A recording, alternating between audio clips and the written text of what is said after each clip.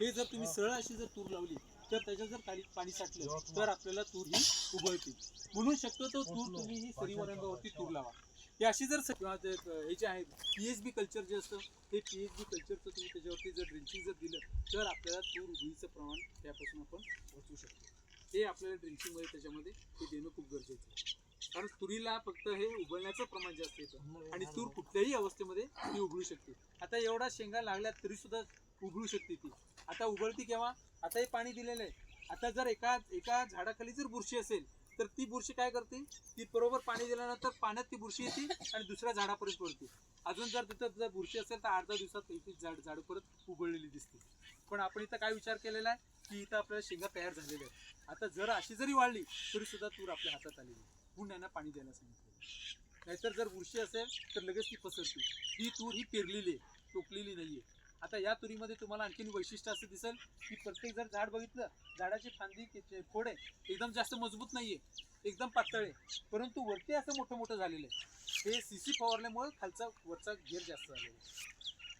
म्हणजे पहिल्यांदा कुठलेही पीक असेल तर त्याचं स्ट्रक्चर तयार करायला पाहिजे, त्याचे फांद्या फोडून घेतल्या पाहिजेत आणि फांद्या फोडल्यानंतर मग त्याचं आपल्याला उत्पादन चांगलं नाही. सर स्प्रे की झाले म्हणजे सुपर सेटर किंवा सुपर पॉवर त्याचे स्प्रे झालेले आणि 3 फवारे यांनी CCG केले म्हणून तुम्हाला त्याची फुटवी जास्त त्याच्या अवस्थेमध्ये. पण त्यांनी आम्ही आलो त्यावेळेला ते पूर्ण शेवऱ्याच्या अवस्थेमध्ये होतं. पण त्याच्या आधी जर केलं असतं किंवा त्यांनी फुरायला जर सांगितलं असतं तर आणखीन 25% तरी फरक ह्याच्यामध्ये पडला असता. तर झाड जर असं बघितलं ना तर खाली सगळं मोकळं दिसतंय, फक्त वरतीच तुम्हाला दिसतं. तरी सुद्धा एवढं आपल्याला इथं उत्पादन मिळणार. आणि इथं अपेक्षित उत्पादन असं आहे की इथून तुम्ही जर बघितलं तर या अशा 16 लाईनी कमीत कमी 250 ते 300 किलो तिथं तूर हमखास येणार आहे. आता हे पाणी दिलंय पुन्हा किती येते आणि याची किती पेरली म्हणजे ही एकरी त्यांनी ट्रॅक्टरने पेरलेली. म्हणजे असं काही त्यांचं घरचंच बियाणं होतं तर त्याच्यामध्ये काही हा झाडाची संख्या तर वाढलेलीच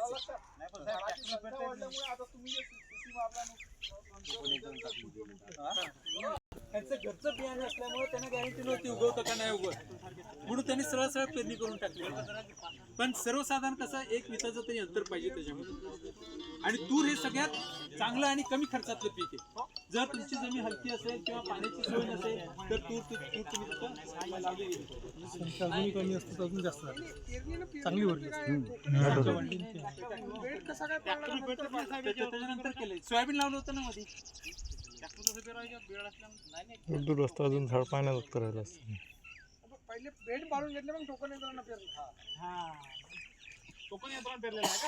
आता इथे तर बऱ्याच शेतकरी असे करतात, पहिल्यांदा तूर पेरतात आणि त्याच्यानंतर मग सोयाबीन. हे काय आहे ते टोकन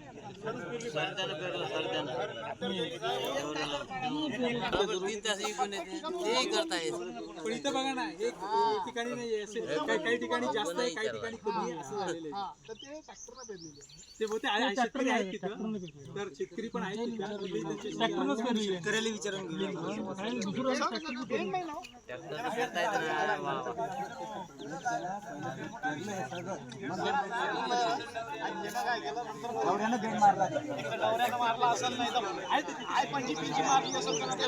ही जेवढे जास्त तुम्हाला फांदे निघतील ना, हे बघा ही फांदी आहे, या फांदीला परत अशा फांद्या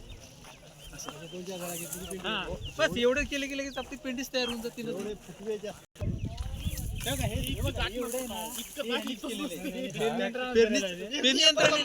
पेरणी यंत्राने जर पेरलं असतं ना तर बरोबर असं जे चक्कर जातं ना एक सारखं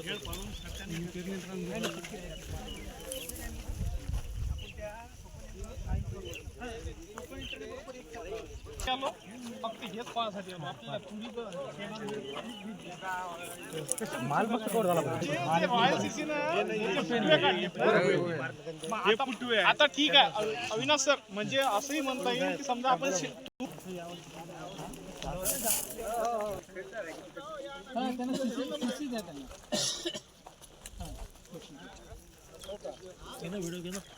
घेतला पूर्ण घेतला 10 मिनिटाचे व्हिडिओ बनले, 10-12 मिनिटाचे व्हिडिओ बनले 3-4. आणि ह्याच्यात 2-4 व्हरायटी आहेत.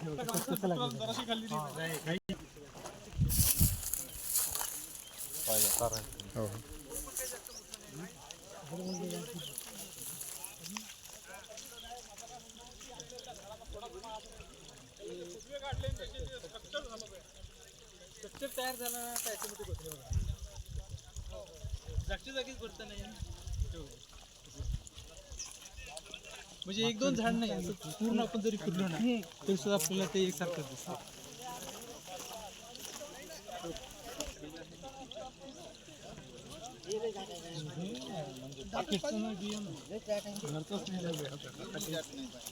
एवढी लागते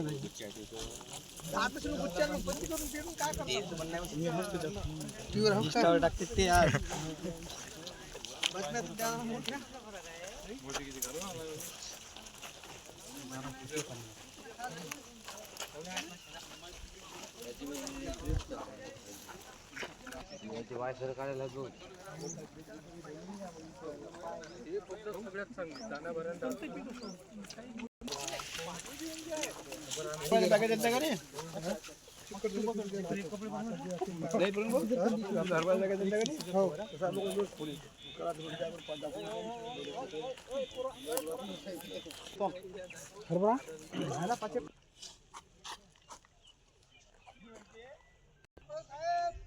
पण सीसीचा फवारा केलेला आहे. आता सीसीचा फवारा केल्यानंतर तुम्हाला असं दिसतंय की तुम्ही कुठलीही अशी फांदी बघा, या फांदीचं स्ट्रक्चर तुम्हाला कसं झालेलं दिसतंय बघा. हे पूर्णच्या पूर्ण एक जर फांदी बघितली तर या फांदीला पूर्ण असं फुटवे निघालेले दिसत आहेत बघा.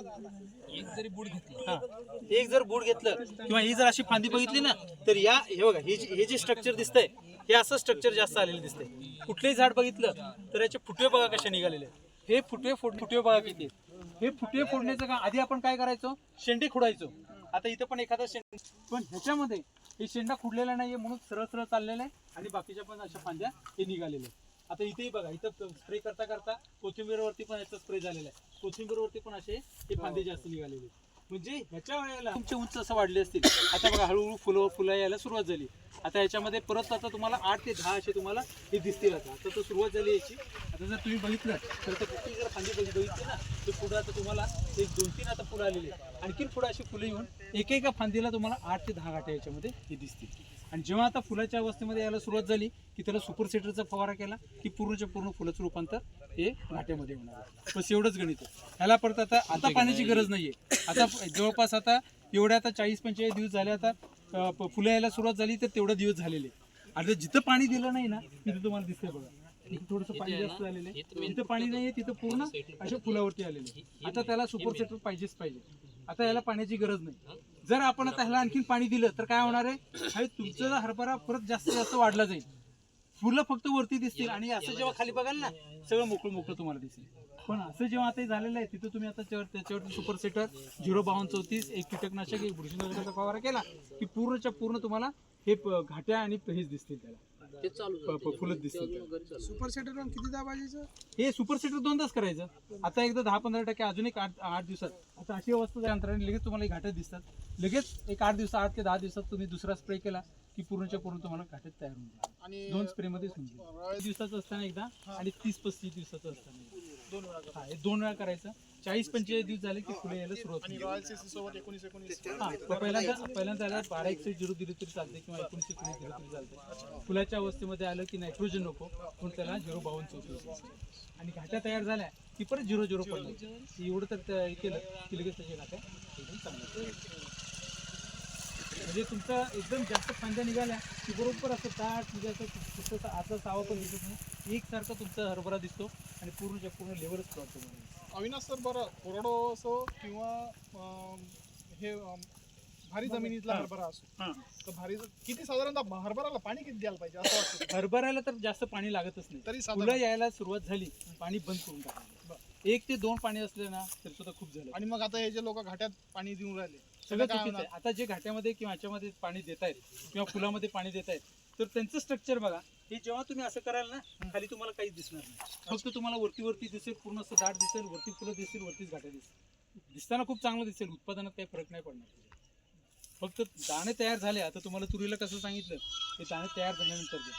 नाहीतर काय होतं, तुम्हाला घाट्या दिसत आहेत पण वरचे 2-3 घाटे तुमचे भरले दिसत नाहीत, पोचटच राहतील.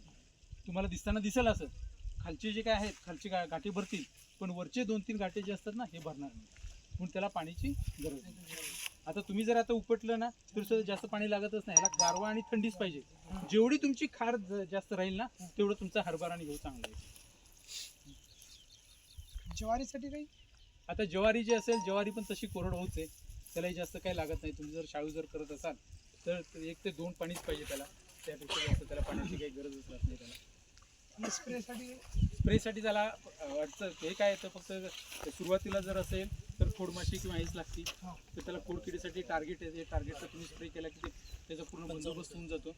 आणि 1 महिन्याचं झाली बाकी 19 द्या सुपर बाकी त्याला काही गरज नाही. एवढ्या याच्यातच तुमचं एकदम पाणी एकदम चांगलं होतं. आणि एवढं असं झालं की पानं मोठी रुंद करायची आणि चांगलं करायचं. एक सुपर सेटरचा फवारा केला ना, क्वालिटी एकदम शेवटपर्यंत त्याची आळुकी त्याची टिकून राहते. आणि जर तुमचं जेव्हा याच्यावरती राहील फुलावरती जेव्हा राहील, जेव्हा कणीस जेव्हा बाहेर पकडेल, कणीस पकडल्यानंतर त्यातनं पांढरं बाहेर जेव्हा येतं त्यावेळेला ते फुलावरती येतं. त्यावेळेला जर एक स्प्रे करता आला तर करा, नाही केलं तरी चालेल. पण खतासोबत हे तुम्हाला एवनची बकेट दिली की ते शेवटपर्यंत ते काम करतं. कारण त्यानं ते इतकं मोठं झालं की ज्यावरती आपण फवारणी पण करत नाही. पण एवनची बकेट तर त्याच्यामध्ये दिली तर तुम्हाला शेवटपर्यंत कामच करते. करताना तुम्ही काय करा, 1 एकर करा, 1 एकर करू नका. दोन्ही याच्यात तुम्हाला लगेच फरकच दिसतो. आणि एकदा तुम्ही त्याच्यामध्ये बघितलं ना तर ऑटोमॅटिक दरवर्षी तुम्हाला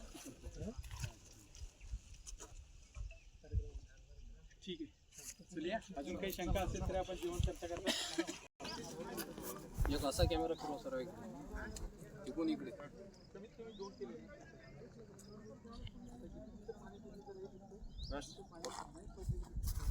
बेस्ट ऑफ लक.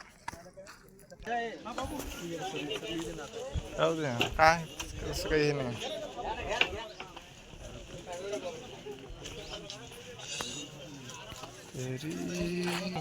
बसले